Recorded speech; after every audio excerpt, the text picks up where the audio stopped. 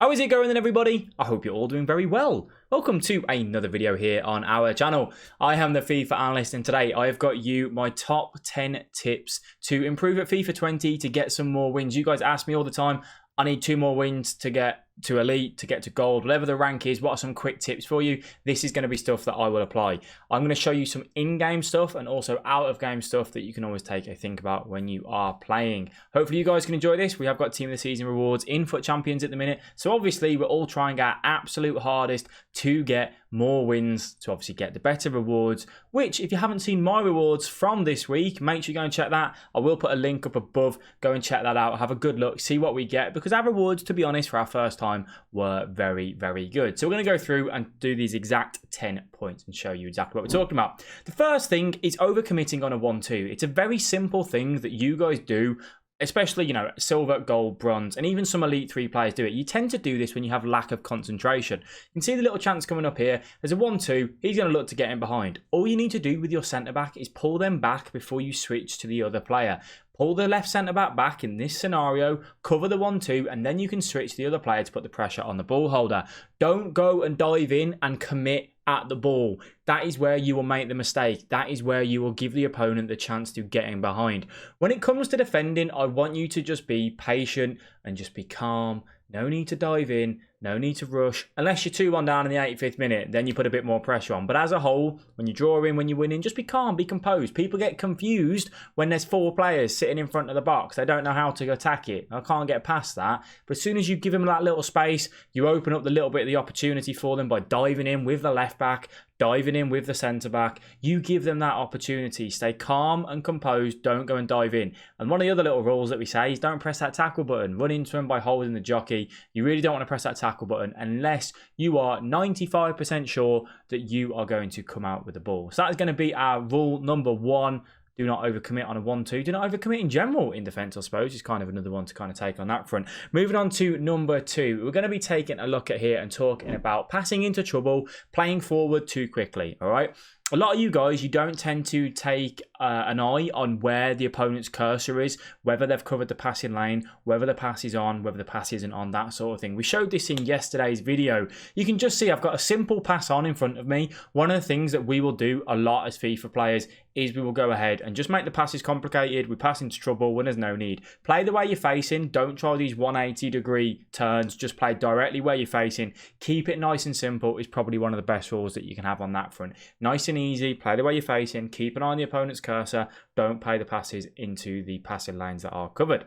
Guys, if you are enjoying this video, please do let me know by dropping that like button. You can subscribe to the channel. We do upload every day at 5 PM. There is 75% of you that watch these videos that aren't subscribed, which is absolutely mad. And you've all seen more than one video. That's one stat that we're kind of seeing here. You've probably watched more than one. So subscribe if you enjoy it. Also, we do stream every single day at twitch.tv/FIFA Analyst. Head on over there if you are interested. Moving on to our third point now, though. We're going to talk about playing... we're not going to talk about skill moves. This is one thing that you guys don't tend to have in your locker as much when it comes to FIFA. I have done a direct video on my favourite skill moves. I will put a link up here for you. And essentially, all you need to have in your locker, which isn't that hard, is a ball roll, a drag back, a first time fake shot, and a heel to heel. You can do more advanced skill moves in the Elastico, the sombrero flick, which I may do videos on in the future, but I don't use the Elastico that much because it's a little bit difficult for me. The sombrero flick I do use in certain scenarios as well, though. But using something like the skill moves can just give you that better angle. You can finish one-on-ones easier by ball rolling the keeper instead of going for the finesse or the chip. You have that extra composure to do the drag back, look for the near post, get past the defender, and so on. It can add a load to your game. And I think if you spend a good solid week or 2 learning these skill moves, the easy ones to implement, the first time fake shot is so crucial. The heel to heel can work in scenarios as well. You will create more chances. Also, if you do want to improve at FIFA, I do run a Patreon service, which is more one-to-one with 2 other guys that is a pro FIFA player and a professional FIFA coach. We offer daily advice. You've got one-to-one questions, weekly videos, all that sort of thing. If you are interested in that, you will be able to see everything on the link in the description. Head on over there, have a little browse if you are interested. Rule number 4, having multiple custom tactics.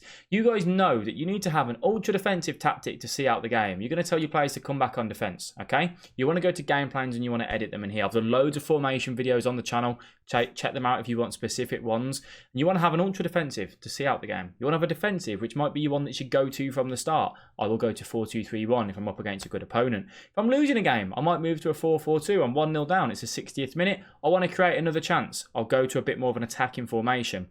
I'm 3-1 down in the 80th minute. I have an ultra attacking formation. 3 at the back, balls to the wall. Make sure you have backup tactics. The amount of times that I play against someone where they're losing 2-0 and they're on drop back and they don't change. They don't try and come out. They don't try and get the ball back. They stick with what they've got and they're like, maybe I'll get a chance. You're not going to get a chance unless you change something around. Make sure you've got multiple custom tactics. Rule number 5 is going to be squad fitnesses or a rotation squad. You can go ahead and buy squad fitness. You can have a rotation squad.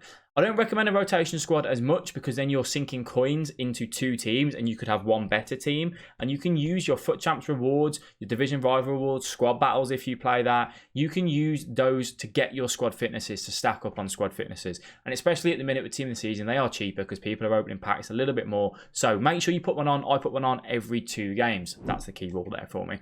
Rule number 6, stay calm. You will get a chance. You guys talk about this a lot. You go, you know, how do you stay so calm, Alex? You know, you concede a goal, you don't get mad. You get into an opportunity, you don't mess it up, or not very often you don't mess it up. You know, you do the extra ball well, you find the goal. How do you do it? My rule number here for you is just that, remember, FIFA, how quick is it to score goals? Like literally, you can see in this game here, I go 4-1 down, right? We showed this in a video at the start of the week. I go 4-1 down. 70th minute, I go and get another goal. You can turn the game around like that. Keep reminding yourself, I'm going to get a chance, I'm going to get a chance, I'm going to get a chance. If you're in the Twitch stream, you know that that's one thing that I say a lot. I'm going to get a chance, I'm going to get a chance. I get the chance, I score. Just remind yourself of that. Believe in your ability as a FIFA player. Just remember, you are going to get those chances. Rule number 7, tip number 7, holding the sprint button too much. As a whole, you don't want to hold the sprint button unless you are running into open space, there's no defenders around, and you know you've got time to run. When a defender comes towards you, you want to slow it down. Stop sprinting. Just go to a slow dribble. I probably sprint 20% of my time in attack. Literally, it's that little. I hardly ever sprint. If you watch my game plan, you keep an eye on the controller that we have in every video, in every stream, in the middle, at the bottom of the screen. Look at how often I use that sprint button. It is very, very minimal. In defense, I use a sprint button when they're running in behind, and obviously you've got a sprint at full speed. I'll use it in and around the middle of the pitch to jockey, cover those passing lanes, and then I will tap it in and around the box. But I won't actually use that sprint button that much in defense. So just make sure it's not something you're holding down all the time when you're attacking, all the time when you're defending, because you never have control of the ball, you never have control of what's going on. So just make sure that you are coming off it as much as, and only use it when you've got a clear line of space to run into with the ball. When someone comes in, you slow it down, you'll use a ball roll where the skill moves comes in, and so on. Rule number 8, just thinking about your players that you've got in attack specifically, but also good in midfield. Weak foot is so crucial. If you have got attackers that have got a 3-star weak foot, that is not good enough. They need to have a minimum of 4-star, okay? I'm talking literally every single position if you can. If you've got someone like Sané at the minute that's got a 3-star weak foot, you want to look at trying to get him out as and where you can.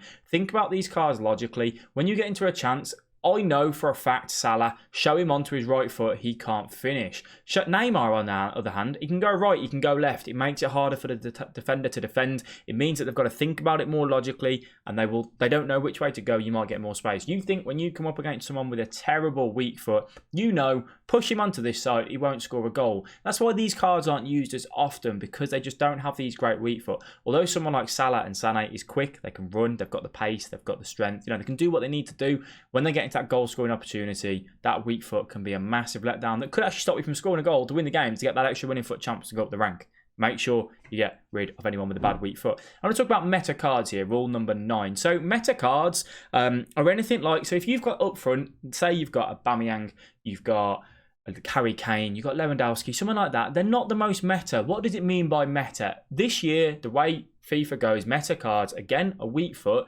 having good agility, having good balance, and being able to run and having pace. Ben Yedder is a fantastic card, right? Inside the box, the guy is lethal. He's more of a meta card. Like that, say that even the 85 Lucas Moura is a better card than one of the informed versions of Harry Kane. Small, agile, quick, got a good weak foot, got good finishing, got good composure.